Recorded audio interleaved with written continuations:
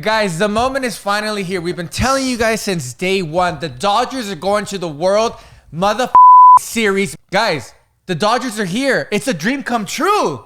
Against the Yankees, man. This is unbelievable, guys. If you want to get your tickets, make sure to use SeatGeek.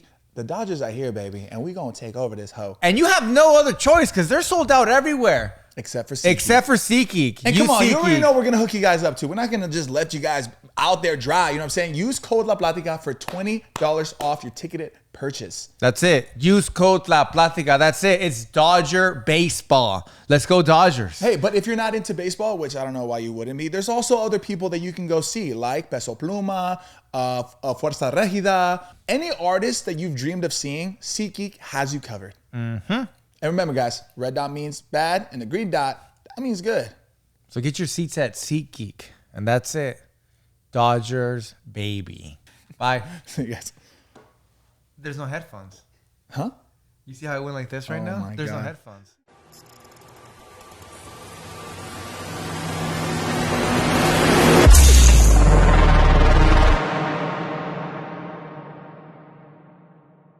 La Plática 166 with AJ Barrera. Woo! Woo! And just like that, we are back with another episode of La Plática, episode 166. And today we have a special guest. I'm going to go right into it. You already know who's standing in front of me. The Josh Leva, the one and only, the hunk. How we doing? The one that is too sexy for his shorts? Sure. I'm not a big shorts guy. But is that how the song goes? too sexy for his shirt. Well, this time it's shorts. Love it. Today's episode is sponsored by SeatGeek. The homies I got at SeatGeek. #1 rated ticketing app on the App Store. Thank you so much for sponsoring this video, SeatGeek. Today I have a special episode. It's the one and only AJ Barrera. Got it. What's up, guys? Thank you so much. Thanks for coming, man. Thank you for having me. AJ, one thing about you is you came here on time, which is early. Right. Yeah. And I respect that. Thank you so much for that. My biggest fear is always being late, even with my clients. So I've never been late for a client. So that's Wow. always my biggest fear. Are you like naturally a punctual person? Oh, Like yeah. you just be on time? Yeah, I can't relate. Always. And I'm sure AJ knows this, but for everybody back at home, and you should listen to this, Josh. I'm listening. You should actually, I'll turn your headphones up right now. They're good. If someone says, it's at 2 o'clock, your appointment, and you show up at 2 o'clock, you're not on time. You're late. Yeah. You're somewhat late. No, you're late. You're late. Yeah. Show up at 1:45. Yes. So you 15 can be on minutes time. minimum. Right. 30? Yeah. Chill out. Right. Wait in the car. There is such thing as Wait a in the too car. early. Yeah, Right. yeah. Wait in the car and then come back Right, in, right, right. AJ? I'm sure, right? Okay, yeah. so I respect that. It speaks volumes because the guy that I normally do the show with, he doesn't care about other people's time. Okay. First of all, none of that. All right. None of that. I'm joking. AJ, how are you? Thank you for being on the Platica. I am doing great. Honestly, it's truly a pleasure for Yeah. you to welcome me on your platform. Honestly, I love sharing my knowledge. I love sharing what I do with people. So Yep. it's an honor to share with your audience. AJ, this is an honor for us. For those of you who are unfamiliar with you, would you mind kind of giving like a quick rundown in your own words exactly what you do and you know the abilities that you have, if you will? Yeah, that's a lot. You can A take the whole loaded show. question, So yeah. so in short, I am a psychic medium. So I can bring information about a person's life, about career, business, all that good stuff, what they're going through, roadblocks. As a medium, I connect people with those who have passed on. So I have 1 foot in the physical world, 1 foot in the afterlife. Wow. And I bridge that connection. So what typically happens is I have to speed up my energy, spirit lowers down theirs, and there's that connection. So that connection can happen for a couple minutes, a couple hours. You may have multiple different people that may come through, or you may have 1 or 2, just depending on the information, the knowledge, and how many people you may have passed on. So there's been many times where I will have like 10 different people come through in a private reading, or 1 or 2, again, depending on the loss. But Yeah. I love what I do because like there's, it's kind of like the expect the unexpected. I have no way of knowing what people want to hear from or who they want to hear from, because when people sit in front of me, all I have is their first name and their initial. That's all I have. I don't have anything else of that. My office takes care of all that. So when I'm there, I know there's expectation of someone wanting to make that connection. And when I make that connection and they're like, oh my God, it's probably the person they don't want to hear from. I don't know if my audio is going in and out. Forgive me. Sorry. No, you're good. Yeah. It'll sound better once we record Forgive it. me. No, you're and good. that's just me being I obvious. love that. Yeah. No, you're good. You're good. You're good. I am so sorry. No, I love that. I love that about you. Hold on, can I just say something? Because I'm going to interrupt I'm you. turning Because so red. I need to tell the audience what went down are red. prior. Okay, so guys, I need to tell you guys this story. Anytime our guest comes in, obviously we make sure that we offer them water. We kind of give them a little rundown what to expect on the show and stuff. And obviously we're dealing with like mics. We're recording a podcast. Sebas never educates the guest on like what they should do with the mic and where they should have the mic. For whatever reason, he decided to do it with AJ, who happens to be a radio legend. This dude has been in the radio game forever. And Sebas is giving him a full rundown on how to use a mic. So for him to just say that comment, it's like, my audio going in and out. I was like, bro, this guy's a pro. You're a pro, and I apologize, like I said. But it's because I respect you. I respect you guys too. That's why I want to make sure you guys have some good audio. No, that sounds great. You sound great. But in short, I see, information, I hear the information, but also feel the information of how that spirit passed on. So if that person passed with a heart attack, I will feel like heart arrhythmia in my chest. Yeah, wow. Someone passed away with a gunshot to the head, I will feel pressure to my head. So it really depends how that spirit wants to communicate with me. Then I will see the information as a movie reel or like kind of like glimpse of information. So kind of think of it as like, my own frame of reference, my own dictionary, my own symbolism. I know what makes sense to me and how it makes sense to the client. So I'll always give what I get, even if it doesn't make complete sense to the client. Right. I know at some capacity, or maybe about 90% of that information will make sense to that client. Meaning like, say, I don't know, if I say an apple, for me, it means teacher, religion, someone that works with computers.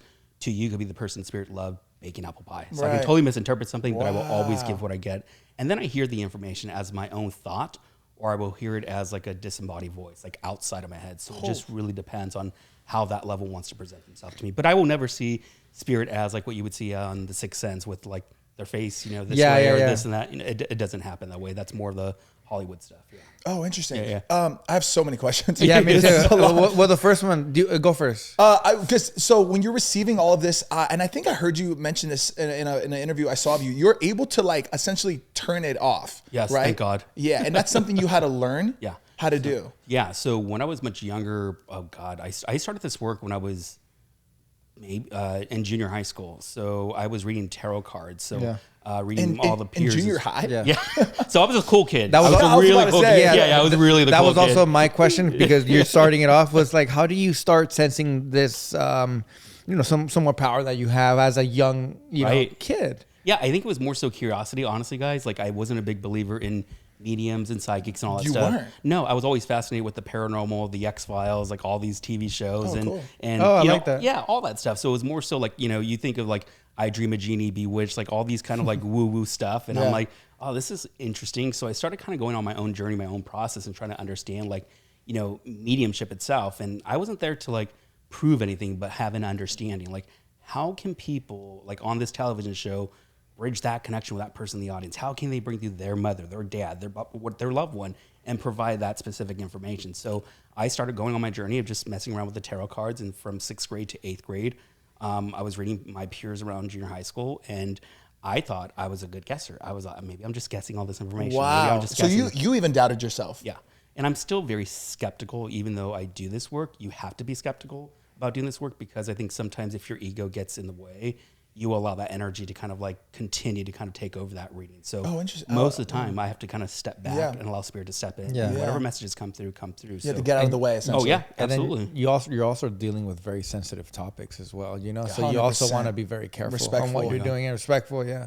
It's not an easy job. I mean, a lot of people, see what I do as like, fun, Halloween, spooky, and this and that. But I'm very honest and playful what I do too. And I take my job serious, but I like to have fun with it. As you should. But my work is also funny, humorous, and a lot of jokes and stuff, and that comes through in readings, and it's about your loved ones that they're bringing through. You know what I mean? So their personality, their energy of how they were here in the physical life will still come through the same way. So I really believe, like me, by providing the information, I'm just healing people one day at a time, truly. Because honestly, the mediumship aspect of my life really happened when I was a freshman in high school. My high school teacher, who was my art and science teacher, she's the one that discovered my mediumship ability. Wow. Did she have that ability? She didn't know me. We didn't know each other. Yeah, she's a medium to this day. We still talk, and she's the one that told me that I have this ability. So for those 4 years throughout high school, I started working and started doing my senior project on out-of-body experiences and astral travel and teaching about energy and demonstrating energy for the school board committee.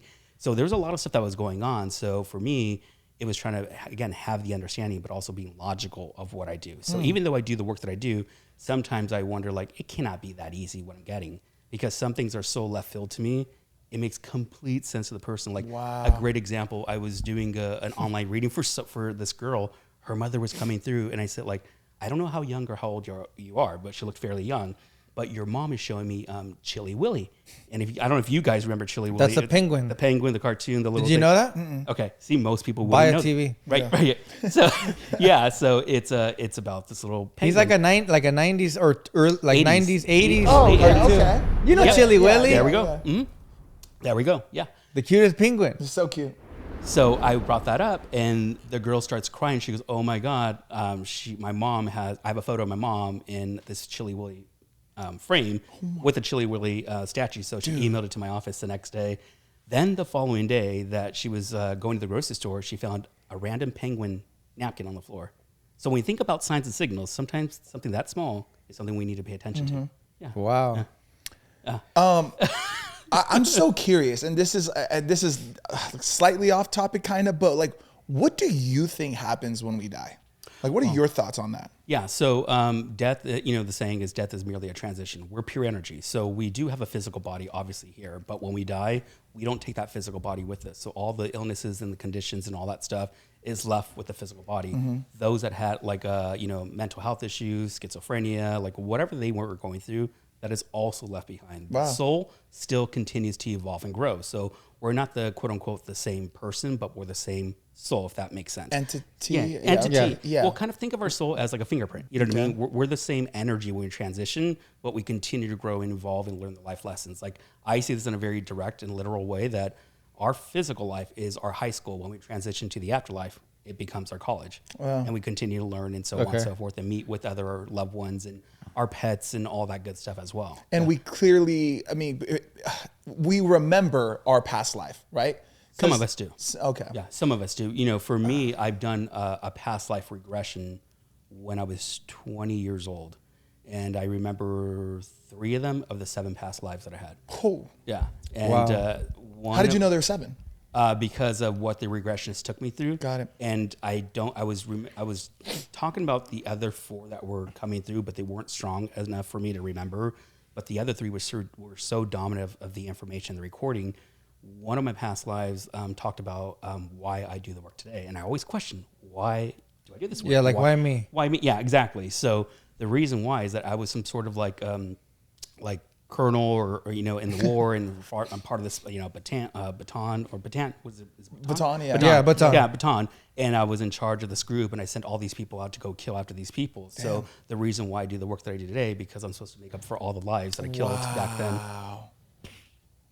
You son of a bitch. And so yeah, exactly. So now I'm thinking, like, how many people did I kill? I know. Right? Like, I've been doing this for 22 years. I've read for a lot of Damn. people. You know what I mean? Wow. So yeah. So I do believe. Sorry to interrupt. I do. No problem. I do believe that our souls are these things of energy, right? Because we don't run on batteries, Right. blah blah blah. Right. So it's always fascinated me that whatever higher power or this and that people believe in, like, that's cool too. I do believe that there's a higher power, but I also believe that there's something in us that makes us go. Right. Right. Yeah. Because if you really think about it, we're just nothing but mush and liquid, right? So you're saying that this soul that I have was in somebody else's body and will look for another body after I pass away? Not necessarily, because it would take years. Depending on your religious views, your perception of Yeah. reincarnation and in past lives and all that stuff, I truly believe it takes us years for us to reincarnate. If you're thinking about a different, Hinduism, Buddhism, whatever, Catholicism, or just spirituality in general, it would take years for us to reincarnate. Because you're saying that you were this colonel. Yeah. And So does that colonel, was that you? back one of my past lives, yes. But That energy, his spirit, his energy, yeah. the energy. But you're saying it was you though. What I'm seeing, Yeah. what I'm seeing, AJ, whatever your name was back then, it was still you, your body, the soul, the soul. not the physical. Yeah, But not the physical part, but it was somebody Somebody else, completely a different, physical. different name, different energy, different country, all that stuff. Yeah. Now, when we do pass away, do our souls look for like babies, newborns? Like how? Like, for example, or does it go into another like physical body that is already alive and been alive? Again, depending on your personal beliefs Got it. and views. Again, it's very touchy subject. because Yes, some people- yes. Again, it doesn't sound crazy, but I do have a huge following in India. So a lot of the people in India, they tell me that immediately when they die, you get reincarnated and you come right back very quickly. They believe Yeah. They believe in that. Into like a newborn a newborn person. Yeah. Mhm. And I do believe there's a thing that what happens is that, say for instance, that, you know, whatever loved ones passed on in spirit for any of us, and we're walking down the street and we see someone that looks exactly like that person at, say, you know, the grocery store, and we're like, oh my God, this looks exactly like blah, blah, blah. Their facial features, how they talk, how they look, how they dress, that would become the soul overlapping on that person to let you know that they're around you. It does not mean that they're reincarnated, but to let you know they're still around you. Whoa. Yeah. Whoa. So I know. And then it's vice versa for them as well? Yeah. Because they're looking at you as well. Not well. It's their way sending a little hello from heaven, a little nugget, Like a little of ticket? synchronicity. Yeah, a little nugget of synchronicity. But what about their life? That person that's looking that you're staring at. What about their life? They might not be unaware of it. Yeah. What's being overlapped? Because, Oh. like, again, even for me, there when I had certain loved ones that recently passed away in the last year and a half, I had 2 crazy experiences, which I don't like to share about my personal life on Sure.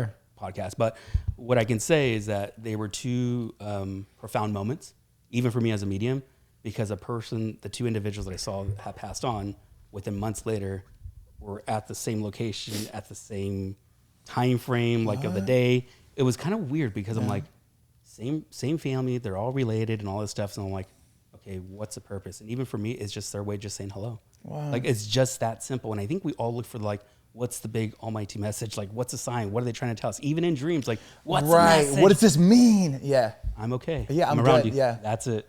That's beautiful. Right.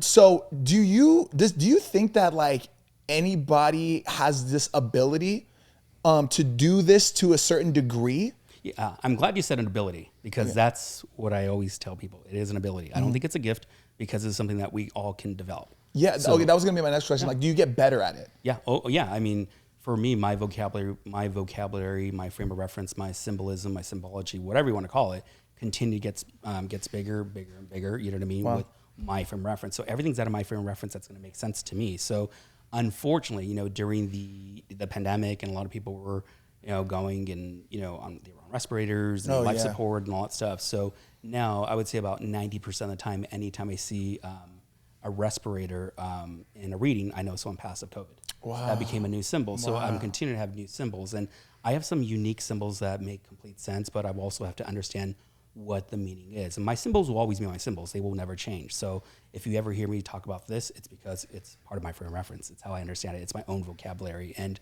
I do believe we all can develop it. I do think we're all intuitive. Wow, yes. But I don't think we're all mediums. If that makes sense. It does make sense. It does make sense. Yeah, because like, we all have intuition, right? We always sometimes we have like this feeling that something's gonna happen or whatever. So that's why I asked, because yes, I'm not trying to compare myself, but like I feel like sometimes my intuition is like, very heavy. Like I can really sense things. Yeah. But then I start thinking to myself, and like almost like you start doubting yourself, right? That's the ego, your rational mind that's coming through, that's dissecting things. Yeah. And once that moment happens, you start losing the meaning of the intuition, impression. Or you got to think of any of us. We all have like the gut feelings, Right? The premonition, the dreams, and I should have taken that job, or I should have taken that left turn, or this. And that. Even for me today, driving over here, I'm like, I knew I should have just went the way I come here to the studios. I went a completely different way, and it saved me time coming here as well. So I would have been here probably at 1:30. But anyways, it helped me save some time coming here. But I think it's about just listening to that intuition, just paying attention to it. If we just pay attention to it, I think it's going to be a little bit more heightened of how we kind of tap into connecting with our own levels. Yeah. You were speaking about, anybody can be having the ability to do it, which meaning having the ability, you got to kind of practice it, right? What do you tell people? I don't believe in physical, psychic mediums being like a negative thing, but what do you tell people, especially us? I know you're Latino as well. I'm Latino, and every time you hear about stuff like that, I think you get the heebie-jeebies. You get that, and like 8 out of 10 moms per se would be like, "Ay no, esas cosas son del diablo," or "Ay no, yo no quiero hacer esas cosas. I don't want to do those kind of things," because they scare them. They feel like it shouldn't be practiced. Right. What do you have to say about that for those people? And I don't, just so you know, I don't believe in that. I think the ability is cool. So I'm very interested, and I feel like if you want to take it a negative way, it might be a negative way. If you take it into a positive way, it'll be a positive way, just like anything in life. Yeah. Oh, absolutely. Perception. I was just going to say that. It's perception and belief. What I do is merely a belief. my belief only, and if you choose to believe that belief as well, you're part of that belief. So some people would think it's like a cult or this or that, you know, consider it of like any religion in general, Catholicism, Catholicism, Judaism, whatever you want to call it, but it is a belief system that I have a strong faith and religion connected to it at the same time. But I think a lot of us being into the field of mediumship, we have the fear of the unknown. We're taught to believe in certain things. Right. We're taught religion. We're taught a certain way how to live these fundamental things of life through religion or through, you know, whatever your belief system is. And I'm not here to make anyone a believer. I always stress this. I stress this with every interview. It's not about me. It's about what your perception is. So if you walk in, it's about you having your own experience, either with any medium, any psychic. You may have a great experience. You may have a crappy experience, depending on the connection, the ethical medium, and how they're at and where they're developing their life.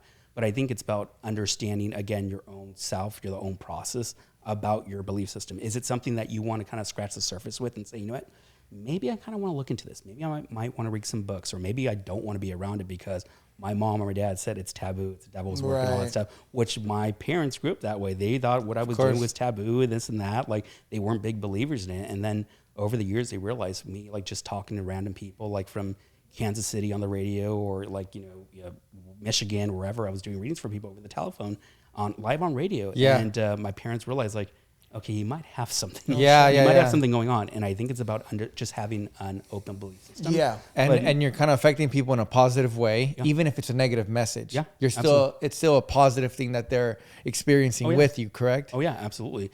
You know, with my work as a medium, I always give what I get, good, bad, and the ugly. Wow. And I mean that in a very humorous and funny way, because sometimes people don't want to hear certain things. Yeah. But if the message is coming through, they need to hear it because it's part of their, you know, process. It's part of their life. It's part of the message of helping them moving forward. But I don't believe what I say to people when it comes down to intuitive information or psychic information, that's ever engraved in stone. It's a choice of free will. So we can change that energy and change that direction. So if a medium tells you or a psychic tells you that, hey, this is going to happen to you in 3 months and everything leads up to it, then 6 months, they give you this time frame and everything else didn't align with it, what changed in those 3 months to the 6 months? What did you derail? What did you change? Because everything else that medium or psychic told you will change after that as well, because you didn't follow that path, or the path was somehow detoured in a negative light. Wow. Yeah. In this industry that you're in, unfortunately, there is a lot of people that aren't legit.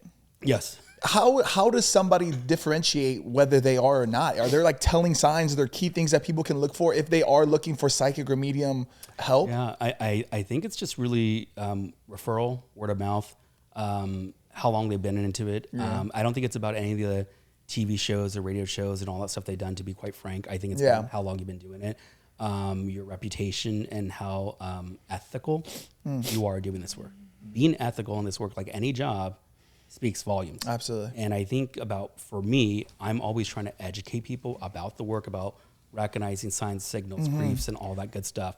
For me, I rarely post a lot about my readings on TikTok or Instagram or any of that stuff. I don't think it's about the readings. I think it's about the message. Yeah. And if I can get the message out through a reading, then I'm doing my job. So I really believe it's about us just, again, being open and receptive to everyone that's out there. I mean, social media is a beast out there with a lot of misinformed information. Yeah. and I see a lot of stuff. And even my wife, she's on TikTok and stuff pops up. Oh, you have a message for your person, or this and that, or this card goes for you. Take what resonates, what doesn't, all that. I mean, it's a collective reading, but you know, like when you have ethical mediums that are out there, which are colleagues of mine that actually do the work ethically, and they do amazing readings and evidence and validation, they're doing the job. They're not out there looking for, spamming people or messaging people. Lord knows I have a lot of fake accounts on Instagram and TikTok that just message people thinking it's me. That's really and people send money to these scammers who are in Nigeria and this and that, which has ruined a lot of our reputations in the field, because people think it's us, which we even have in our profile. We don't message, we don't send that. Again, it's just, there's nothing we can do. That's out of your control. Yeah, so there's a lot of that stuff, but I think it's just more so being aware, or psychic beware. Just be aware of the individual. I mean, research them, understand them, making sure they fit for you, because I may not be the right medium for you. This other person might be the great medium or great psychic for you, or a great healer, or a great Reiki master. It just really depends, because I don't ever want to say like, choose me, I'm the medium you have. Yeah. If you're drawn to me or drawn to any medium, there's a reason for that. Wow. Yeah. Could you walk us through, because you mentioned earlier about you have clients that come in and stuff. What does that mean? Like, they're coming in? What's the process of getting to a reading and connecting to the other side? Yeah, for me, it's just, I don't do any in-person readings at all. I haven't done them in the last 5 really? or 6 years. All my readings are done through Zoom virtually. Whoa. Yeah, so I don't do any in-person events. I do in-person events, but no in-person readings. I'm booked out to like. He's too popping for that, bro. It's difficult because Yeah. I do read a lot of people from the UK, Australia, like all over the world. So it's not just I mean, you make more of an impact like that actually as well. Yeah, That's really cool. Yeah, so- Congrats on that as well, because that's thank like you. even like for your field to be able to do that. But that's like top tier shit, man. So congratulations. Well, I mean, it's nothing to do with me. I'll take the kudos, but it goes to God and spirit and to them. I'm just the messenger. I'm just the vessel in this work when I do this work, you know. The more if I take that ego coming in, I'm coming again from a place of ego. So By the way, I really love that you say that. Yeah, same. Yeah, it's really cool. yeah, I think for me, it's just like, you know, being open and receptive, as I mentioned. I don't know if we set this on here or off here. I know I started before, but when I meet with clients, it's just, you know, I click on the Zoom link and I open up that meeting and I give them my intro of how I work, a 1-minute intro, and I just jump into it and I ask them what type of reading you're looking for. You're looking to mediumship, or you're looking to Psychic. you know, guidance, psychic, something like that. And if they say one or the other, or I don't care, most of the time it just really kind of just goes into the direction of what needs to happen here. As I mentioned, like I would say about 99.9% of every client that I meet with usually has that VIP person that they absolutely positively want to hear from, who's passed on. So, and sometimes they get nervous because that person's not coming through. As I mentioned, you might have 1, 2, 10 different people that may come through. Yeah. On loss, what can validate, regardless if you're close with the person or not, they will still come through because it's the link of getting that message across. More importantly, it's their job why they're coming through as well. Yeah. So for me, it's just being, you know, let go, let God type of thing. You know, I pray, I meditate, and I let all those that come through. And it's a beautiful thing to see a reading unfold, because I try to let people know it's not about the reading at all. As much as they're getting the reading, it's about the healing, but what happens afterwards of how their soul evolves to grow from that reading and saying, you know what, now I'm recognizing this from my past loved one. Now I'm recognizing this, or now I have a stronger connection, or now I'm getting all these projections and all this information that was talked about in a reading that's now happening 3 months down the road, which was talked about in the reading from 3 months ago. Before we go on break, you know, you deal with so many people, so many things coming to your mind. It's probably like a lot sometimes for you, overwhelming, isn't it? Is it sometimes overwhelming? You deal with a lot of people's emotions, even you being back at home, your regular life. How's your mental health, even being a psychic medium? It's draining. It is draining. A lot of people that work around me and for me, that even when I do my events, they see how tired and drained I am just from. I can imagine, because like you're in a room of like, you know, 500 people, 300 people, or even larger, and you got to think the anticipation of being on stage and everyone wanting to make that connection, and you know, like you don't know what's going to happen or who's going to come through off the bat. Even for me as a medium, but for me, for me, I like to decompress, just something very simple. Playing around with my Doberman or my pointer, like with my dogs, you know, or like the simple life type thing. Stuff that kind of bring you back. Yeah, helping my wife cook, or even cutting the lawn, the front yard, the backyard, something so simple. And it's just like, for me, it's meditating. That's kind of like my meditation. Like I love music. Music is always playing in my house, and in some way, either on our television, throughout our speakers, throughout the house, one way or another. But I love it because music is a form of vibration, but also it's part of my meditation. Yeah. Cool. AJ, first of all, thanks for being here. Just talking to you. This is fascinating. Yeah, I don't think I've ever paid attention so much. I'm locked in. And I don't know if you noticed, but AJ will talk and he'll let you know when he's done talking. Oh, absolutely. You know, like there's some people that it's kind of like, are you done? No, he has this like cadence. It's a cadence. Yeah, I'm like, okay, my turn to talk. Yeah. No, you can like he doesn't have to put. I can feel the period. Yeah. Thank you. Right? Like, did you feel that as well? Yeah. I'm like, okay, my turn. No wonder. Damn. Okay. No wonder. Ladies and gentlemen, we'll be right back. Cool. We'll be right back.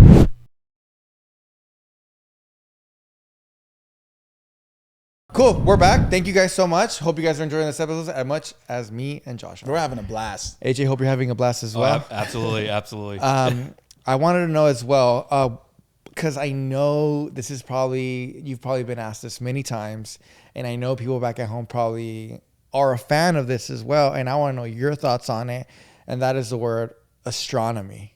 Okay. What do you think about astronomy and astrology? Like, did I not say astronomy? He said astronomy. Well, astronomy, astrology, you know, we're in the same direction. We're up there. I was a bad person to say that. AJ, But I don't knew defend this man. I Don't knew what he defend was this talking man. about. Astrology. Astrology? Astronomy is a cheese, fool. I'm just kidding. I don't know. Yeah, a little bit more astronomy. Astrology. I'm so sorry. Yeah, Jesus Christ. Too much coffee today. Astrology. What are your thoughts on astrology? Are you a believer of astrology? A little bit. Okay. The reason why is that I don't follow astrology as what most people do, because there are people that do astrology, Vedic astrology, ancient astrology, cosmic astrology. Wow. So they're human design astrology. So there's so many different levels of doing them. So I'm not an expert of it, but I don't think we should live our lives by astrology. I think it's something to look into of what aligns the stars of who we are as an individual, because again, those seeds, those stars, show us the direction of who we are or who we can become. And I've had a reading done many, many years ago. And many years ago by a random person when I was in a meeting. And I wasn't a big believer in it because I didn't know too much about it. And she told me things about my chart, like right there in the meeting. And I'm like, well, that makes sense. But a lot of things that she mentioned about my career all started happening literally by the months that she said what things were going to happen for a television show and this and that and and things just happen. So So isn't that more like psychic though? No, because because it's already written already. Written You know in what I the mean? stars. It's already in this. Yeah, exactly. So it's kind of one of those things. But again, I'm not an expert with it, so I can't really put my opinion on it. I think it's great, but I think there are amazing astrologers that are out there. Yeah. So I'd recommend if you look into people that can resonate with you, that you feel like that, oh my God, they have been in this field for X amount of years, I would say go to them. Because if again, I don't do astrology readings, I don't do tarot card readings anymore. You don't? My thing is just a person's voice, a person's energy when I do the work. So once I meditate, I open up, I allow spirit to step in, and I step back, and that's how the reading happens. Do you ever get readings done as of recent? Have you gotten something done? Do you ever go to like one of your psychic colleagues and see? No. Yeah. I'm actually the opposite. I don't want to know. Yeah, I'm kind of like that too. I don't want to know. I rather let it be. You know, I kind of made a contract with God, divine spirit, and myself. I said, like, God, you know, if this is something that you want me to do, I want you to open up those doors. And if you continue to open up those doors, I will continue to walk right through them. And I continued that for 22 years. Yeah. Wow. Yeah. So it's part of that contract that whatever those doors are, if it's about, you know, working in this platform or working in this, you know, direction or working with, you know, mediumship, like however that happens, again, it's going to navigate me in the right way. So I've never really questioned my job or my livelihood, but I kind of thought about like, what would I have done differently? You know, what was the path that I would have taken if I would have really fully went to college or went to be a police officer or be a fireman or this and that? Like, would I still be having these mediumistic abilities, or would I have these psychic abilities? Would I be doing the work? Like, I would go through that rabbit hole, and then I stopped thinking about it and say, you know what? This is where I'm at. This is where I'm at. This is what I'm supposed to be doing. You mentioned before we started the podcast that you were interested in doing law enforcement, right? Yeah. And now you actually still work. You get to work with law enforcement. How does that work? Yeah. So think of me as kind of like the canine, like the cadaver dog. I just sniff out the information, and the detective has to find a way legally to actually use it in a way as a tip, because I'm kind of like an informant, basically. So when a citizen informant, that I'm just picking up information just like anyone else, but they would have to find probable cause of how to actually get that information. Meaning that, so if I told the detective like, hey, there's a body at this location and the foot is sticking out and they can see it, but they're gonna have to find a way, like, well, how do we get that information? How do we source that information? Like, how do we use a psychic? And very rarely they'll use a psychic or a medium in cases. I know there's one big famous case on the East Coast where the FBI actually used an intuitive and to help solve a murder, and she was actually put on the witness stand. Psychics and mediums won't be put on a witness stand because we're not admissible in court. Because at the same time, it's like, well, how do you know that? Exactly. So I have this detective. I'm not going to need an apartment, but he messes around with my work, and he would always say, like, you know what? One of these days we're gonna have AJ floating around the courtroom and saying, "Hey, it's like he's there, he's telling this, it's right, exactly." And he says, "We wish we could have it that easy, but it doesn't happen that way." But most of the time, if I do work with small departments, most of the time small departments are willing to work with intuitives, depending on their track record, their references with people, police departments, big and small. They will work with you again as the last resort, or either if the family wants to work with you. Oh wow! Majority of the time, the families will reach out to me first, and then if they want me to work with a detective, I always tell them that's up to them, the detective, and them if they want to choose to do that. And I remember my first case that I worked on was in Sacramento. I was 20 years old. Wow, And 20 young. Years, 20 years old. And a lot of people don't know that I do have a passion for art. So I love doing pastel, composites and, charcoal and all that stuff. So I'm actually Wow. really good at art. So Cool. I ended up drawing 2 composites of the people that were involved in this case. And the individual, the family said, there's no way, this is not even released to the public and this and that. And it's actually the same, very similar, the markings, and I can't say too much. Yeah. But long story short, it was solved. Nothing to do with me. It's about the detectives that did the work. But I kept on saying, like, I'm seeing him like submerged underwater. I just seen him submerged, and I still feel like that he's in his car. And I said he's like by like a ravine, but not in flowing water. It feels like it's stale, like not moving. Yeah. And it was like maybe a couple years later after that they found his car. They were draining the ravine, and his windows were still up. His body was in there, and unfortunately, that's how The car was not full of water? it was full. Of Oh, water. okay. Yeah. Yeah. So the body was, obviously. Yeah, of course. But, Wow. So there's At unfortunately 20 years old. Yeah, and again, that's when I realized that holy crap, like this is something that I can do on that level. Did that scare you? It did because Because I can't imagine like that happening that to me. I'm terrifying. like, what the fuck? Yeah. My biggest fear is like people coming after me, of Yeah. like telling that information. The good thing, I guess it's a good thing. Bad thing at the same time is that it was just kind of a freak accident that happened. So the person It was wasn't driving Oh, to work and I just get kind of it. just drove off. I get it. Like, for example, if somebody actually like murdered that person, or like, it's like, yo, you just blew my case. Yeah. Yeah, Not covered. I'm always cautious about that too. Even speaking about it on any platform, or even Yeah, talking yeah. about it even my own platform. But it's just making sure that I'm doing things ethical and doing the things the right way, even with them and the police department, because they need to understand how we work, and we need to understand how they work, and that's a difficult part too. Yeah. Because there has to be a healthy balance between the both. Yeah. Yeah. Speaking of being like ethical and stuff, how have you ever like not received a reading or not received a calling? I don't know what the correct term would be. I guess reading. I guess a connection. A connection? Yeah. And then you just have to tell the person like, hey, I'm not getting nothing. Does that happen? It really, honestly, it really depends. I'm trying to think about it. I guess the only time I can think about it is probably unless it's a person they don't want to hear from, if that makes sense. Yeah. Think about the person who wants to connect with that special person in the afterlife. And they're waiting, they're hoping in that person. And I bring through this male figure that was abusive to them. And they come through the reading, this and that, and they really don't want to hear that. They're angry, upset, and they want to block that out. But typically, if that information comes through, again, it's part of the soul, but also part of what the individual needs to listen to, but also hear from as much as they don't want to hear from that individual. So I never guarantee any of my clients that I can absolutely positively bring through that person. Yeah. Even being on radio, like I at 19 years old, I had to learn in my own way how to give information within 2 to 3 minutes on air, live on air, without editing, nothing, this and that, Wow. which is very difficult to do. And so for me, it was a process for me to validate that information that quickly, even for people in private readings. So I have to provide more details, more information, more specific things, private moments. But I can never guarantee anyone in a reading what's going to come through. But I've never had not a person not come through. Oh, wow. But it's usually probably the person they don't want to hear from first, and then all the other people that may come through. Yeah. Wow. Dang, that's so interesting. Yeah. You talk about turning it on and off. Yeah. Is it off right now? I guess. I mean, I don't know where we're going to go. I was trying to make you laugh. No, but it's very interesting. Do you go through like some sort of exercise when you want to really turn it on? Yeah, it's truly just me kind of going within, and again, meditation and prayer.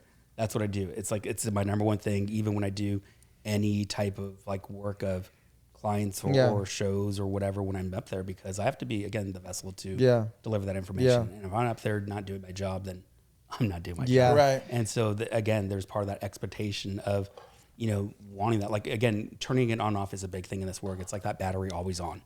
I will be drained all the time if it's always Absolutely. on. So Yeah. I'm not going around the grocery store and saying, hey, I got your dad here, your mom here, and blah, blah. Yeah. It doesn't happen that way. Got it. But it's more of a feeling of that information coming through organically. So if I'm kind of just doing my own thing and I'm like, something happened just recently at one of my events, I wouldn't say recently, but a couple months ago, where I did not know someone that I work with, or works with me, that their loved one passed on. It was at the end of the event, and I was shut off, and I'm like, God, I'm still drawn to this person. And so I went up to them and said, hey, did so-and-so pass on? And they started just bawling. They were Wow. like, I wanted to ask you, but I didn't want to bug you because I know this is what you do all the time. And I'm like, because I think like, I kind of joke around, my wife and I, we joke around saying like a lot of people think that I'm kind of like a slot machine, stick a quarter in and Right. spit out the information. Yeah. And I wish it was that easy, honestly. I wish it was that easy where I could say, hey, I got blah, blah, blah, and this is all the stuff that's coming through.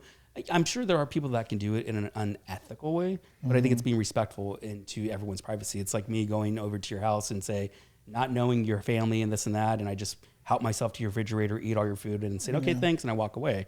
It's kind of like, dude, that's kind of messed up. Like, not even like bye or anything. Yeah, like, yeah. You kind of just did that. It's like you're invading someone's privacy. So you Yeah. have to be respectful to that. And even being out in public, I have to respect everyone's privacy when I do this work as well. You mentioned your wife. Have you ever done a reading on your wife? I wouldn't say a reading. Well, actually, yes. Yeah. Okay. Did she ask for it? No, this Oh, is interesting. so. This is wow. You just brought me back to like years ago. So So we do in La Platica. yeah. Bring you back here. So I was doing a show with CBS Radio, and this was like, God, I don't know if you could say that. You can blurt it out if you need to. But with the station, and my wife, she was working in Minnesota at the time, and she was out there for work, and I was taking calls from people all over. So I had a soundboard person that was bringing in all the calls and this and that. So obviously people would give different names and this and that. So I took this call and did not know it was my wife at all until like 3 years later. So my wife and I were on the balcony, we're drinking wine and this and Wait, that. what? Yeah, I did not know it was my You wife. did you know her? Yeah, but I did not Realize that you were talking to your wife? because when I'm doing readings, You're on, you're just like, yeah. I'm just turning them basically. I'm not even thinking about, do I know the person? Do I know their name? I don't even think about that stuff. So the information that came through was not even information that I knew about her family, which was even creepier because the stuff that happened was is sensitive information. Yeah. So I can't say it. No, that's fair. But stuff that happened in that reading, she told me 3 years later, she goes like, I need to confess something. She was like, She didn't tell you for 3 years? Wow. and we were just drinking wine, having a good time. And I'm like, no way. And she goes, yeah. She goes like, there was stuff that our family needed answers to, and you brought a lot of those answers through in that reading. Yeah, and it's kind of like a mystery thing that happened in the family. So Yeah. Again, I can't say too much because it is private information, and I don't want to expose her and her family. course. But yeah, so that is something that that's even creepy for me because That is creepy. Not knowing that, yeah. Damn, that is crazy. Wow. Wow. I always joke around with people. If you don't want people know certain things about you, don't go to a psychic. Yeah, Yeah. that's fair. Yeah, that's Yeah, fair. right. Or call on radio, Yeah. like publicly. Yeah. I feel like Josh and myself were really good at like reading people, not like the way that you obviously do it, but like I feel like since I was a kid, and I'm not saying that I was always correct because I have been like incorrect as well, but I feel like when I see somebody's face, I know who they are. Right. You know, I can know like exactly like what kind of personality you are, if I'm gonna like you, if you're very like family oriented, if you're funny, like actually truly funny, you know. Like I feel like I can know somebody immediately. Like I know I'm gonna like you, or I'm not gonna like you. You know Right. what I mean? Yeah. I feel like you're really good at that as well. Yeah. Like reading people's aura. Yeah, like aura, yeah. like yeah, exactly. Your Yeah, aura. it's like an aura. It's an energy. We all vibrate an aura and an energy. You know, I don't see auras all the time. When I was much younger, I used to see auras around like people in junior high school and high school. Like I was all these different colors, and I'm like, dude, this is like, don't take this the wrong way. It's kind of like someone being on an acid trip. Yeah, never yeah. taken acid, just to be clear. Fucking But tripping, it's man. but it's kind of like you're seeing so much stuff, and think of it like on those hot days on the cement, on the gravel. you yeah, see where those- it kind of like you. I can- saw colors around people. Yeah. And Really? so, yeah. So over the years, sometimes I would see colors with people that when they speak to me, colors would come out of their mouth and kind of describe where they're at, their energy, their personality, and so on and so forth. And those colors can change as well, like auras. So I think for any of us, we can sense energy. I don't know if we can all see color auras, Yeah, but that's- we're sensing yeah. something Yeah. about that. Yeah. Just think about it. Like I use the example quite often, like with either one of you guys go to a party, you don't know anyone at the event at all whatsoever. And for some reason you see, this big massive table to the left and the big massive table to the right. And for some reason you don't know anyone at those tables, but you both get drawn to the table to the left. Interesting. Yeah. Why? It's what Yeah. you're drawn to. Mm. It's energy. Yeah, you're right. Yeah. Wow. But yeah, I feel like I definitely I sense people's energy pretty well, and I feel like that's why I'm really lucky on having really good people around me. Likewise. Because I feel energy, Yeah. and Yeah. I believe in energy highly.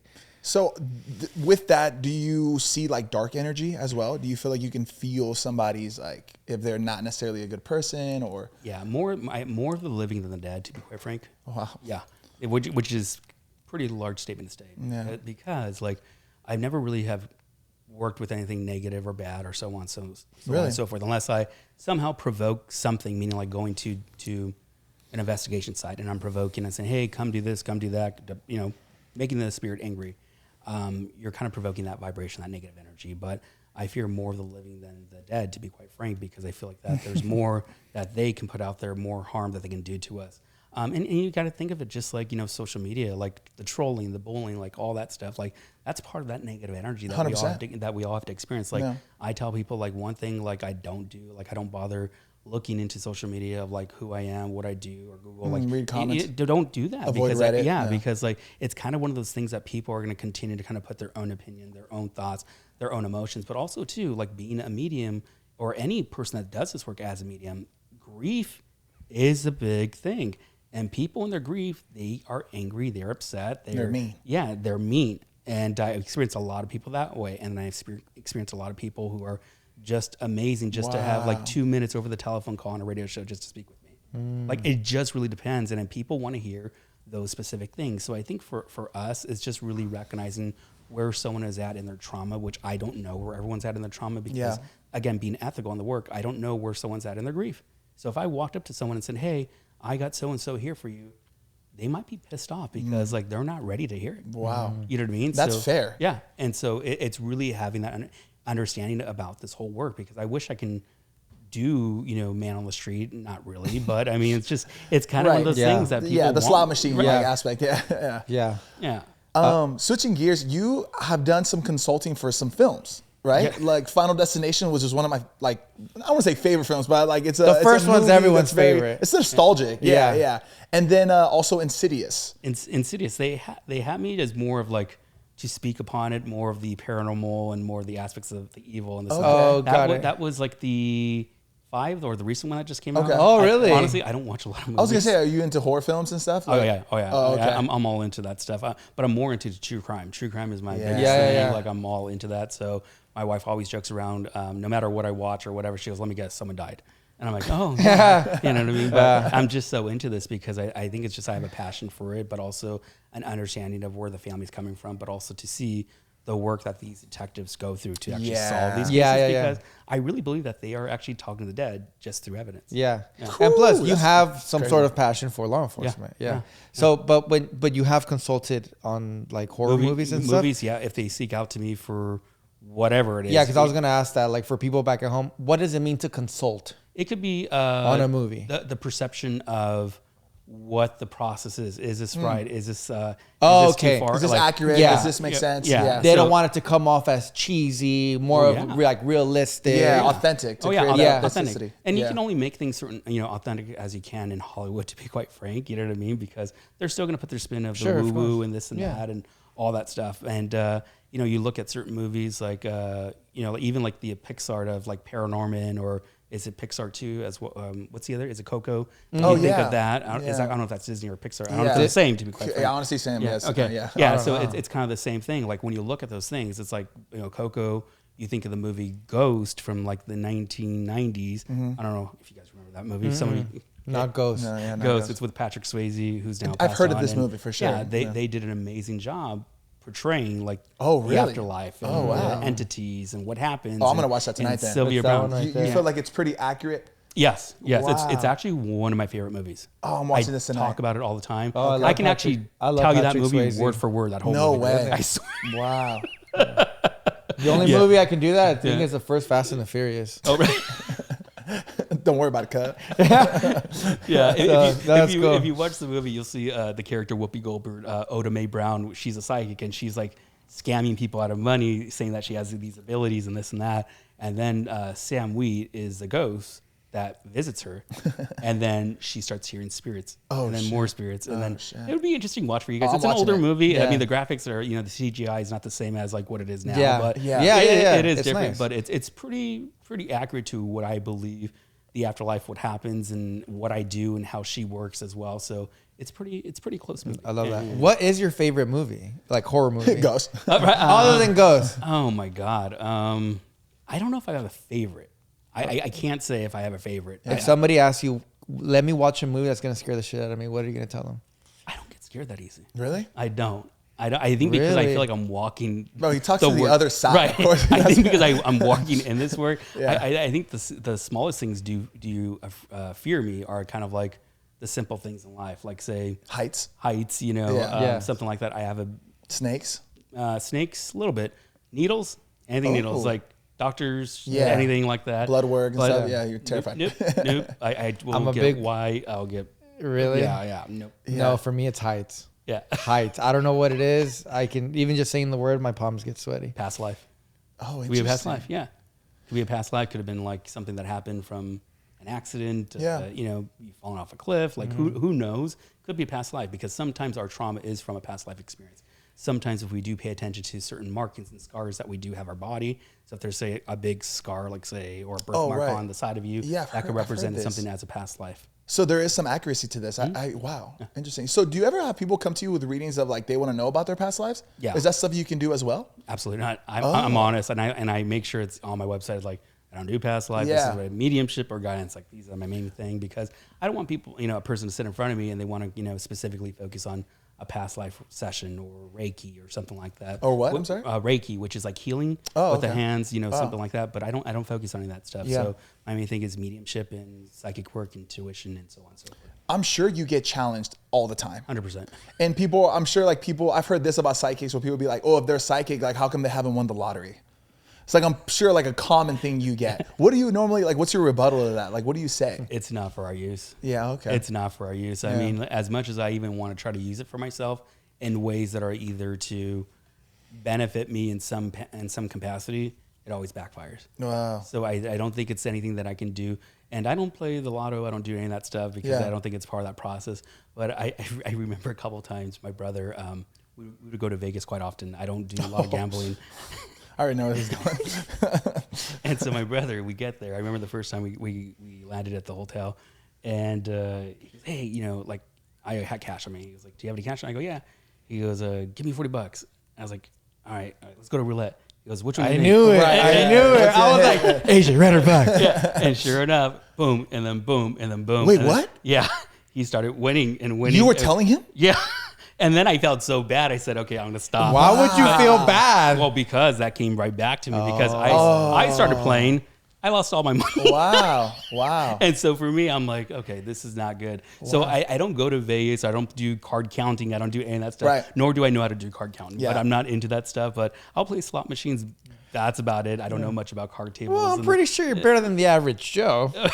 Right? He might be. I'm pretty sure AJ will kick my ass on what is going to be red or black. You know, I'm pretty sure he's better than me. You got that.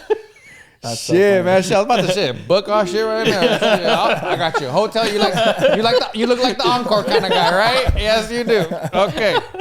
Jet Suite. Oh, No, I love shit. that, man. Damn. Incredible. Yeah. Yeah. Thoughts on Dia de los Muertos? Oh my God. Busy day Do for you- you, I'm do you- sure. Yeah. Oh, go ahead. Are you a fan of that Yes. holiday? Yeah, Oh, I absolutely. love that. Absolutely. I mean, I'm a big person on just connecting with our loved ones, not just of what I do for a living, but I think how we all honor our loved ones who have passed on. So if that's going to be through photos or through candles or the marigolds and so on and so forth, it just depends how we do that. So when we look at like, you know, Day of the Dead or how we honor our loved ones, again, it could be through music, prayer, or photos or food. So typically when we put out candles for our loved ones, it's kind of like the light to let them know that like this is where you go to the altar, this is where you go to the ofrenda, like this is a safe place, and that's kind of like your earth element, your fire element because of the candles. So then we have our bread that's put out there for them, and the bread, especially the sweet bread, when it's designed to look like the bones and so on and so forth to represent their body parts of what they go through.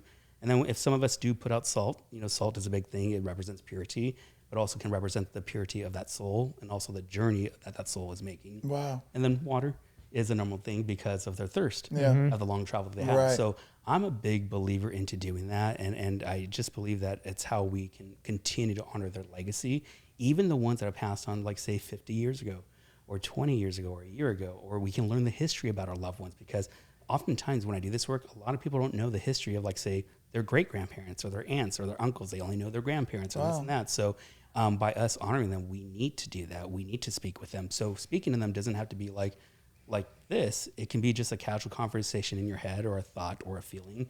Or if one of your loved ones loved a favorite song, play that song in honor of them. If they had a favorite dish that they loved cooking, cook that dish and honor them. Like, there's so many things that we... Oh, that was some breathing. Forgive me. Oh, that was some breathing. Forgive me. Oh, so AJ, you scared me right now. By the way, you stopped and I was like, "Oh my God, something's coming." I was like, He's getting ready. shit. Here it comes. There it comes. Was that me? I think that might have been my throat. sorry, I just have a thing up here. God damn. Dude, I was so Dude, terrified. fucking warn us. It was like, I was like, this or no? it's gonna happen. It's gonna happen. I was like, oh my God. I just figured there was like a black shadow right there that we're just going to get sucked in. No, it's just kind of one of those things, how we honor our loved ones. And by something so weird like that's so unique to us can be their way of connecting through us, and again, through signs or signals or dreams. I don't know if you guys do follow the tradition of honor your loved ones. And if you guys don't do the offendas, if you guys don't honor them in that way, by simply just, again, acknowledge them as your way of kind of keeping their soul and spirit alive. So if Just you talking about them or the memories and so on and so forth, as long as you do that, again, it's bridging that connection, but keeping that door of communication open to them as well. You know what I mean? Yeah, absolutely. Wow. I want to talk more. We just got to go on a short break do it. again. AJ will be right back. AJ Barrera, ladies and gentlemen. Ciao. Okay, guys, don't get too excited. Hey, scared the shit out of me right now. No, sometimes when I hear stuff, I don't know if it's...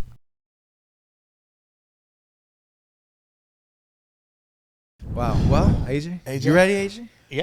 Mind if we call you AJ? Yeah, please. Is that short for something? Or is that a nickname? Or is that just straight up AJ? No, Alexander Joseph. Oh, okay. Yeah. So, Great name. The way I got my name was through a disc jockey. So, What? Yeah. So I'm like, he goes, I want something that I can be remembered quick and this and that and blah, blah. And so it was my first radio appearance. And he goes, what about AJ Barrera? It's brilliant. It's perfect. I like that. I like super your memorable. name. Yeah. It flows. Yeah, my mom hates it though. Really? She's like, I didn't name you that. She's like, your name is Alexander Joseph. You know what I mean? Is it only like your mom and your wife who call you Alexander? Oh, yeah. My dad calls me AJ. Everyone calls me AJ. Oh, really? This and that. Oh, yeah. cool. Do you have kids? No, we No don't have kids. kids. Oh, We have okay. just 2 dogs. Yeah. Oh, cool. Kind of counts. Doberman. Doberman's both. Doberman and a pointer. Very protective. Very- Very protective. Even the Doberman. I mean, I love my Doberman. She's... Yeah, they're gorgeous. yeah, she's Are they like gorgeous. trained and stuff like that as well? They're like Those dogs scream elegant. Right? Yeah. Well, I got them for the Doberman for my wife because I travel. So when I'm not home, the dog is there to protect. and Yeah, all that and that's that. smart. You know, so... No. Are you Mexican? Yeah. What part of Mexico do you go to when you go? I rarely Rarely go. go? I rarely go, honestly. Most of the time, my family would go to in the initial from Rosarito, more so in there, but not really much into deep down into the city. But I don't know a lot of the roots of going deep down into the family. Like I know my mom's side has a lot of family. I think it's in Cananea. Okay. Yeah, so a small little city there. But we went there once. God, maybe 20 something years ago. Oh, when you were Really? younger. When I saw the family on that side, I'm like, holy crap. Yeah. There's a lot of us. There's like 300 of us that I had no idea. Yeah, that's how it goes, man. That's how it goes. So what does AJ like to do on his spare time when he has the day off? Just relax, chill. Honestly, At the house? At the house, yeah. I don't Mow your lawn. Yeah, mow my lawn. Yeah, I don't like to go out much. I don't go out to do things like I feel like I'm at a point. I reached 40 and like going to the point where like, oh, okay, go to this event at 9 o'clock, 10 o'clock, and I'm like, dude, I'm already like, You're like PM? yeah, Oh, hell no. yeah. Oh, you're 40? Why you look so much younger? Oh, You thank do. Yeah. You're what they call baby face. Face, if you will. Yeah. Yeah, no, it's kind of one of those things where I just like to relax, chill. I love grilling on a Sunday, grilling in the rain, underneath our patio. Like, Damn. chill Okay, stuff. I love that. Yeah, just chill stuff, just music, vibing. Yeah. Something simple. Like Yeah, a lot yeah. of people think like what they see like on my socials or how I am and this and that. Like I'm just a normal person, like really chill, relax, like keep to myself. And like, if you see me on stage, like, yeah, I'm funny and humorous and all that stuff. But I tell people that's just the persona of the energy spirit. But I want to go to one of your shows. I do too. let me know. Yeah. Let me know. I'll What let can you know. somebody expect like at a show? Expect the unexpected. So here's Wow. the thing is that you just go in there with an open mind, open intention. And I know, again, everyone has those special people they want to hear from, but just be open to that because again, I have no control who or what I'm going to read. So it's not because you're sitting so far back or in the front row. Doesn't matter. Yeah, you can be sitting in the top of the balcony. You can be in the building, essentially, right? Could it be like that? Oh, yeah. Oh, There's wow. been many times where I've done shows like this where, say, the producer of the show is actually speaking on the PA and I'm reading for him over the PA, not knowing what the person looks like and this and that and bringing through their loved ones. Yeah. So they're like, okay, cut and this and that and blah, blah. I'm like, oh, it's a voice. And I tune in that vibration and I start bringing it through. And I remember when that happened the first time, I'm like, oh, that's cool. I did not know I can do that. Yeah. Which I did not know I can do that. So again, sometimes I learn new things about my Do you work. have What a a show life. soon here in Los Angeles? I just did one in Whittier, which was the closest to Los Angeles last week. Yeah. I might do a pop-up show in December in Anaheim. Oh, please let us know, so AJ. I'll We'd Yeah. love to let you guys pull know. up. Yeah. That'd be Yeah, so cool. cool. Very interesting. Yeah. Is it just medium work that you do? Yeah, it's just me doing pure readings for an hour and a half, 2 hours, and just doing all readings for people in the audience, and it's all recorded and taped and this and all that stuff. But it's really amazing because you see the readings evolve and grow from that, but also more importantly, the healing that so many people get from it because bet. they're there in the audience crying because it's not just because of receiving the reading, but how it resonates with them as if Yeah. their own loved ones coming through. Yeah. I think just last week I had, God, so many young energies come through of young males that passed on in many different ways. And the mothers, the dads, and so on. The parents were in the audience. And those are always the most difficult readings for me because, like, it's hard to do readings for parents. Because you're seeing their emotion, you're seeing the love, the heart, everything in it. And feeling it, and feeling their kids' emotion, they're feeling it. And not all of them are tragic. Some of them are accidents. Some of them are respectfully where they take their own lives or where their own actions cause their own passing. The trauma they went through, the mental health issues. I mean, there's so many different things that come through in a reading, which is key to a reading, is helping the family heal from that trauma. And I can only help them in a certain way to bridge that connection with them. It's up to them to do what they want to do with that message. Yeah. And there's that period. Yeah. AJ, I just want to say, you are truly remarkable, man. I want to interrupt you. Yeah. I wanted to ask you something. Yeah, because please. do you mind? I don't want to do this. Oh, shit. Okay. Do you know your mom's side of the family pretty well? Yeah. Is your mom's father already passed on? No. Okay. But he... Who would be the father figure that we need to acknowledge on that side of the family who's passed on? Ooh, I wouldn't know. But I will say my grandpa is really... He's really old. He's hanging on. But Okay. he's older. I don't think it's about him, to be quite frank, because I don't see death, just to be very clear. Oh, my mom had 2 brothers who passed away. Okay, we need to acknowledge someone that I would see directed to your mom in my perspective, because I do need to recognize there is only one gentleman. So she did have 2 brothers. I'm not getting 2, just to be integral, but there has been a gentleman, like every time I looked over, you can look back on camera, I kept on looking right past you because I feel like there was an energy of this male coming through.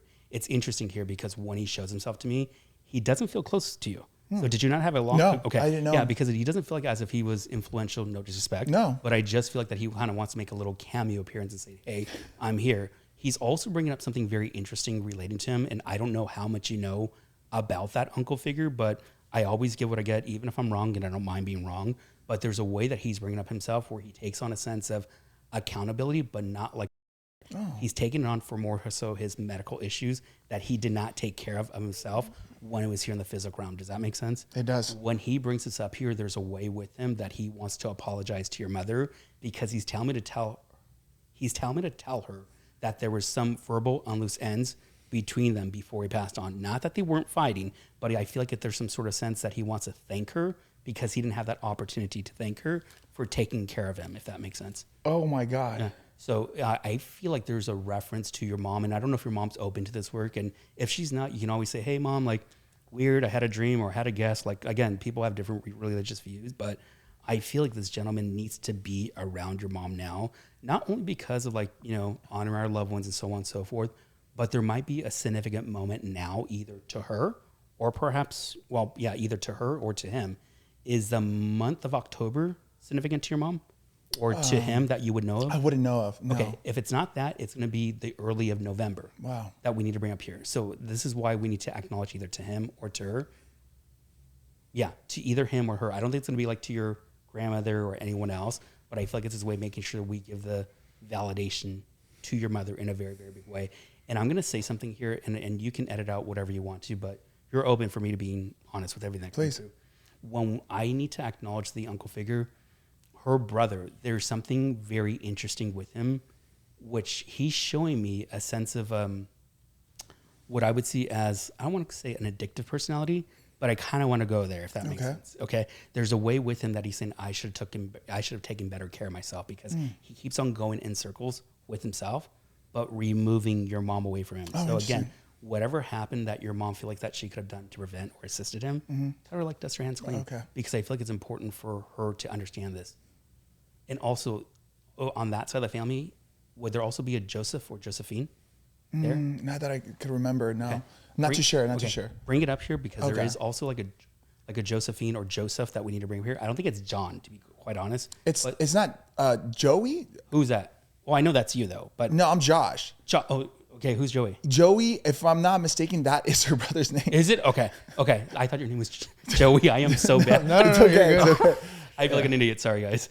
So if that is him, if he's a J-O name, it might be his way acknowledging himself or who he wants to say hello to, who's still living. So just make note to it, because I just feel like it's his way kind of orchestrating things or making himself known, and saying like, hey, I don't want to miss this opportunity. And this is somebody who's passed away? Passed away, yeah. You don't have anybody in mind, PZ? No, yeah. My mom had 2 brothers who passed away. One of them was killed in a car accident right in front of her, and the other one died in her arms of leukemia, which is when you said illness, I immediately thought of that. And if I'm not mistaken, I believe his name was Joey. Like I said, I wasn't even born yet. I wasn't even in the picture, but she talks about them all the time. All the time. So again, and she also has always, sorry, I didn't mean to cut you off. No. She said if she's had dreams of like when she is going to cross over, that one of her brothers is going to pick her up. And that's when she knows that she's told me stories like this. It just gave me goosebumps. Yeah, me too, low key. Yeah. I think that's part of her confirmation today, knowing that her brothers are going to be there to greet her. Wow. What you do need to bring up here, again, whatever happened again to the brother, not with the accident, because you said that, not me, just to be integral. The brother that was ill, there's something about him with your mother, again, that I need to stress on. There's a sense that he takes on responsibility. So again, whatever he wasn't doing medically, we need to make sure that your mom knows that he understands, like, kind of like thanking her for respecting his rights in the way that he left. Okay. So I just feel like it's very, very important for your mom to know that there's no need for apologies or the miss yous or the love yous. Just know that this is his way of saying I love you to your mother. Yeah. AJ, this is insane. Wow. Man. Wow. I'm going to share this video with my mom. I want her to see it directly. Please. But that was crazy.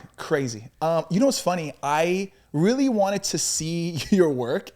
And I'm fortunate. I've been so grateful and fortunate that I haven't necessarily lost anybody so close to me. But that connection, it was insane.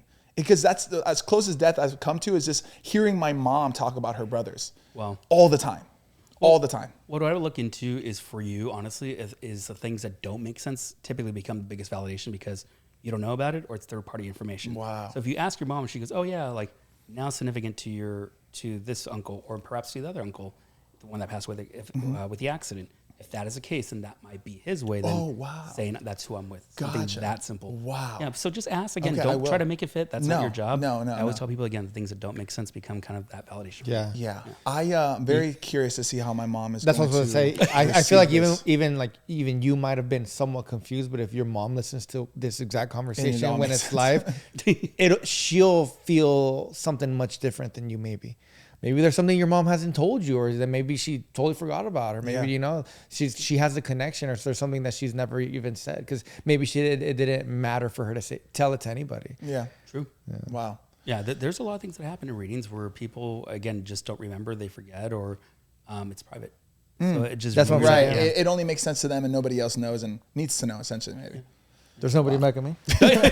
just the Power Rangers, G. No, I did notice the Power Rangers earlier today. Honestly, I was like, "Oh, that's actually really cool." It's so cool. It's so cool. Oh yeah, wow. AJ, it was such a pleasure meeting you. I'm so fascinated about you and your work and who you are as a person. I want to thank you for your humility and just like your openness to just everything. I like that you're not so like closed-minded, and I think that comes with your line of work. Just being open and receptive and respectful to everything. Thank you. And I just appreciate your heart, man. I really do. I really do. It was a pleasure talking with you. Thank you. It means a lot. Honestly, like, it just being part of the process, being part of the show is everything. And again, I appreciate being part of you guys. Honestly, like, again, you guys could have had any medium, any psychic, and you chose little old me. Before we end this podcast, I just want to ask you, I mean, you go on like podcasts, radio shows, any type of talk show. Why are we your favorite? Because they serve alcohol. No, I'm kidding. I'm kidding. I'm not drinking, guys. I'm not drinking. I was gonna ask, like, you probably always get like the same questions. I don't know if maybe we ask you some similar questions. Is there something that you've actually want to talk about that nobody has asked you, that maybe you're like, interested in saying, something that maybe viewers back at home can understand you, or see a side of you that maybe they haven't? Or, even if it's not, then okay, no. But if there's something that we missed, something that you would like to talk about. I mean, honestly, like, I'm a big advocate on mental health and grief. Like, I'm big on that, even on all my socials. So I'm a big about teaching people and educating people, again, recognizing the signs, the signals, their gifts, and all that stuff. So again, it's not about me and the readings, but it's about what I can share through those readings. So if I'm able to post one reading and it resonates with 10,000 or 100,000 people, where they're like, wow, that makes sense, or resonates, or this makes sense in this capacity, then I'm doing my job. But I think if we can just all be aware of each other's feelings and emotions when we lose someone, rather than saying like, I'm sorry for your loss, or they're going to be around you, or move on. Like, we say all the wrong words when we lose a loved one, and there's not really the right words we can say. You have to think of like grief as kind of like a wound, a wound. Like you hurt yourself, you have this wound, you put a Band-Aid on it, it scabs up, and so on and so forth. And then when you rip that Band-Aid off, then you might rip it off a little bit too early, realize like, ooh, I wasn't ready for that. We need to like respect everyone's privacy and energy when they're grieving, but also what they're going through and what traumatic or what trauma they have gone through that grief, because a lot of us don't speak about it. And I think if we have an individual, a friend, a family member, even your own pet to speak about that grief, it's something that we need to do, is communicate more often and talk about how we're feeling. Especially, I talk about the men in the work, because I'm seeing more men at my events than women, which is freaking amazing. That is amazing. Because to see Openness. them, to see them open and comfortable and recognize like, oh, this is a safe place where I can love grieve that. and cry and grieve my loved one or my wife or whatever that looks like. And, Wow. and if we can be respectful to everyone's, emotions and feelings, then we're doing the right thing as a community, Yeah. I love that. Beautiful. AJ, thank you so much. Thank you. If you Absolute can just pleasure. tell our viewers back at home where they can find you, whether that be Instagram, What's TikTok, new, anything you have coming up social that they media. can- They can find everything. Yeah. I mean, you can find me on Instagram and TikTok at AJ_Barrera. No numbers or initials underneath that. Look out for the fraud and fake Yes, accounts on there. please, guys. I will never DM you. My DMs are off on that. So just know that if you ever get a DM, it's not me. So just be cautious on that. You can find me on my website at ajbarrera.com. You can find all my upcoming events, interviews, and shows and private readings. So all my readings are done virtually. So if that's something that you're open to, you can find all the information there. And we'll link everything below, guys, so you Yeah. guys could have everything easy to find and stuff. And you said you might have a show in Anaheim coming up in December. Might be a pop-up, yeah. Pop-up shop, Yeah. pop-up show. So Yeah. look out for that, guys. We'll see. We'll see. Well, AJ, like I said, here at La Platica, whatever you need, we got you. Hopefully, you Covered. consider us your amigos, just like we consider you our absolutely. amigos. So thank you so much. I appreciate that, It means AJ, a for lot. real. Seriously. Thank you, guys. Thank you. It means a lot. AJ. Thank you, guys. Thank you, bro. Hey, Appreciate you. Thank you. Guys, ladies and gentlemen, I had an amazing time with AJ. I hope you guys did as well. Sebastian Robles, the Josh Leyva. Happy Monday. Mondays don't suck. Not no Notifications, more. subscribe to the channel. And you guys have a great week. Love you guys. Love you guys. Ciao. Bye.